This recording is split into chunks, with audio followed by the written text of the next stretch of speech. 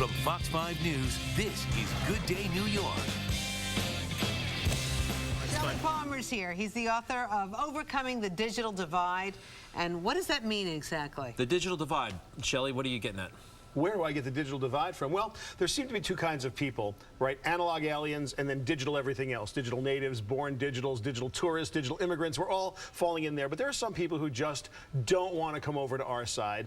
And we call them lovingly analog aliens. They're the people who have their emails printed out for them, who say, well, my kids do that. Anybody who has some ego about saying that they don't get involved is probably, and not always, probably on the wrong side of the digital divide. So the book is really about helping people come on over to our side, and it's super simple, bite-sized pieces. Earlier we were talking, you say, in the digital age, we have no reasonable expectation of privacy. It's true. I'd like to go to the pre-digital age, and if that's true, but no reasonable expectation of privacy? Look, I think that's an important distinction. Today, as a society, the #1 question we're going to have to answer as we enter the information age is, do we or do we not have a reasonable expectation of privacy? And by the way, what does that mean? Private means not observed by, or bothered by others. If you look it up in the dictionary, that's over. There are security cameras everywhere. Every time you use your credit card, it may be private, but it's not anonymous. And so someone somewhere knows the transaction and the amount. When you do your banking, when you do any credit card transaction, take a cab and use a credit card.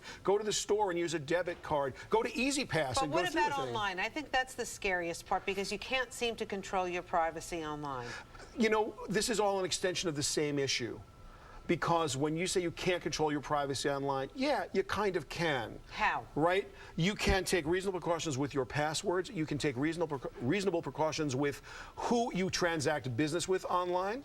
Yeah, but if you go and you visit a website, they're watching you, they sell that information. Interestingly enough, what they sell for 99.9% of the time is an anonymized version of what you're doing, so that advertisers can better serve you ads that are related to what you care about, and that you can see content that's related to what you care about. For the microscopic amount of time that someone actually targets you online, there is nothing you can do about it. But by the way, if they targeted you offline, there'd be nothing you could do about it either. These are big computers monitoring us, though. It's not like a person in a room watching, right? There is no human beings in there. There's no big, if there was a big brother, he'd be bored to tears. But listen, there are hackers out there. There are, and they don't care about you. Right. They just don't. Hackers don't care about you. There's identity theft going on. I am telling you, as I sit here, it is more dangerous to hand someone your credit card in a restaurant who you don't know, who works for minimum wage and tips, and let them walk away from you where you don't see them and then bring you back a bill, than to pay online for something in a secure website. It's just more dangerous. It's more dangerous to give it to the waiter. That's interesting. Of course it is. And celebrities out there, I think, are vulnerable as well, because there are people who are just curious about their personal information. Like, seriously, Rosanna Scotto. I mean, there are people out there who would like to look up that information. Hey, what's the most famous woman in TV news in New York? That's a great segue to the real problem, which is we are all famous now. Right? So how do you prevent this stuff from really happening? What do you mean we're all famous? Well, we're all publishers. Every single person's got a Twitter profile, has a Facebook page. You're publishing your information. You're publishing your opinions. You're publishing the facts you find. You're adding value. You become a publisher. So act like one.